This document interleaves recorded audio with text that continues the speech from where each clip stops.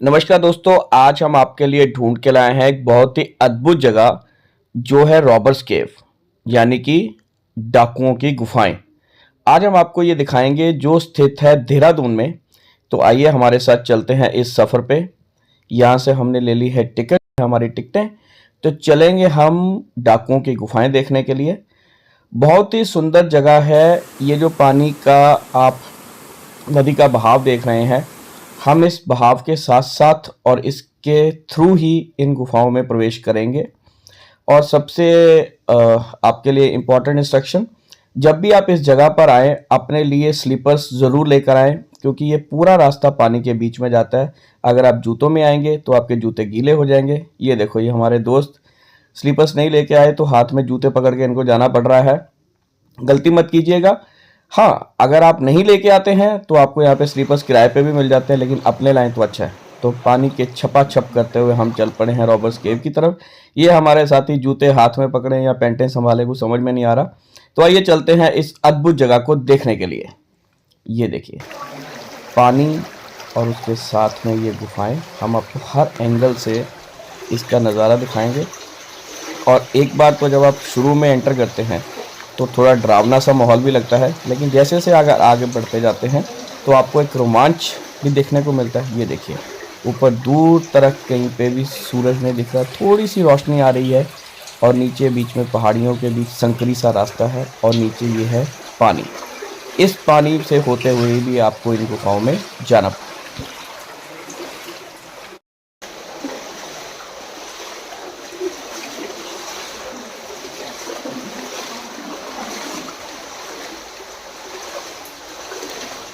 पानी की ये कलकल लहरें इस सफ़र को और भी रोमांचित करती हैं। और साथ साथ आपको संभल कर चढ़ना पड़ता है, क्योंकि कई जगह रास्ता बहुत संकरा है, लेकिन अद्भुत है, रोमांच से भरा हुआ है और साथ ही आपके लिए एक एडवेंचर भी है। पानी अगर आप अच्छे मौसम में आएंगे तो आपको मज़ा देगा, लेकिन अगर आप ठंड के मौसम में आएंगे तो आपके पैरों को जमा भी सकता है। तो इस बात का ध्यान रखिएगा। आने के लिए सबसे बेस्ट मौसम है, आप अगर अप्रैल से नवंबर के बीच में आएंगे तो बहुत अच्छा है। ये जो झरना है ये ऊपर से ही आ रहा है और यहाँ पर ये बह रहा है।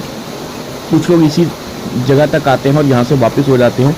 ये एक पॉइंट है जहाँ पे घूमने के बाद अगर आपको आगे जाना नहीं है तो वापस जा सकते हैं, लेकिन अगर एक्चुअल में आपको गुफाएं और वो किले देखने हैं तो आपको ये देखिए, ये पगडंडियाँ बनी हुई हैं। इन पगडंडियों से होते हुए यहाँ पे प्रॉपर मार्क्स लगे हुए हैं, उन निशानों को पकड़ते हुए आपको इन गुफाओं में प्रवेश करना है।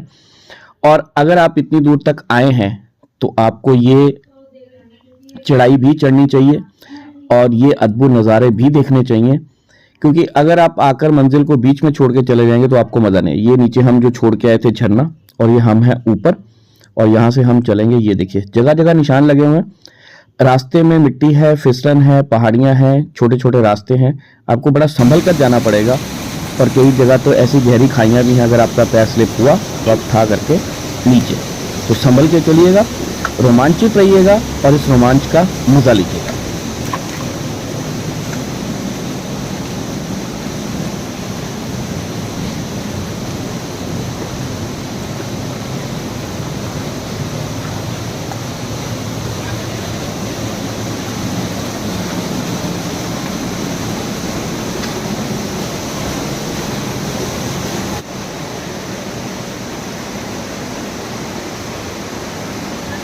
अब दोस्तों हम पहुंच गए हैं उस गुफा के अंदर। जो ये देखिए पुराने समय के पत्थर की दीवारें हैं जो उसके किले का रूप दे रही हैं। और आप एक चीज़ को देखकर हैरान होंगे कि क्या टेक्नोलॉजी उस वक्त रही होगी कि बीच में पानी है, उसके चारों तरफ पहाड़ियाँ हैं, बीच में किला बनाया गया है। लुटेरों ने भी लूट के जाने के लिए क्या रोमांचक रास्ता चूज किया होगा उस वक्त, और कितना खतरनाक रहा होगा जब ये गुफाएं बनाई गई होंगी। और शायद इसलिए वो कभी पकड़े नहीं जाते रहे होंगे, क्योंकि ऐसे रास्तों से घोड़ों के थ्रू वो तो निकल जाते होंगे। ये देखिए बीच में अभी होल देख रहे हैं, यहाँ पे उन्होंने किसी टाइम पे कहा जाता है कि तोपें भी फिट कर रखी थी कि अगर दूसरी तरफ से कोई आए तो यहाँ से गोले बारूद चलाए जाते हैं।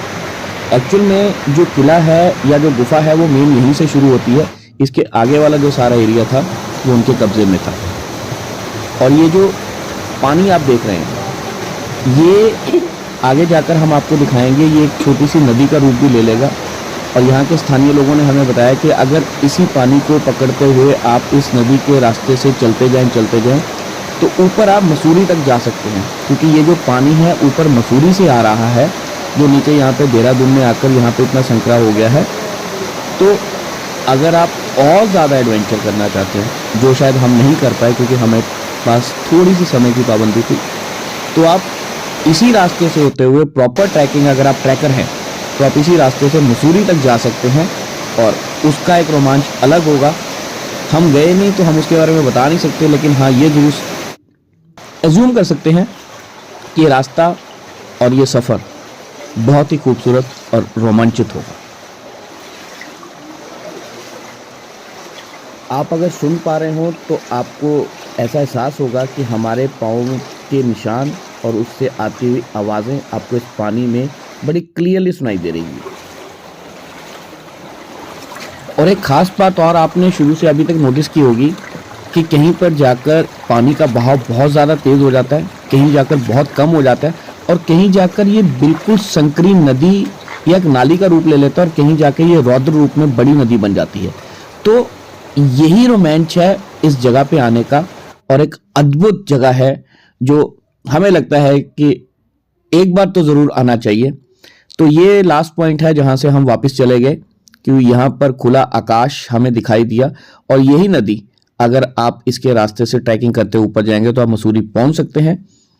अब आप मसूरी तक जाना चाहते हैं या ये गुफाएं देखकर यहीं से वापस आना चाहते हैं, ये हम आपके ऊपर छोड़ते हैं।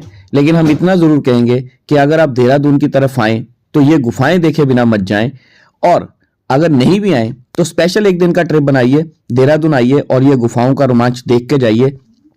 और सचमुच में ये एक तरह की पिकनिक, एक ट्रैकिंग और एक अद्भुत सफ़र होगा, ये हम आपको गारंटी करते हैं। तो जुड़े रहिए हमारे चैनल उड़ारियां के साथ। अगली बार आपके लिए ढूंढ के लाएंगे कोई और नई जगह।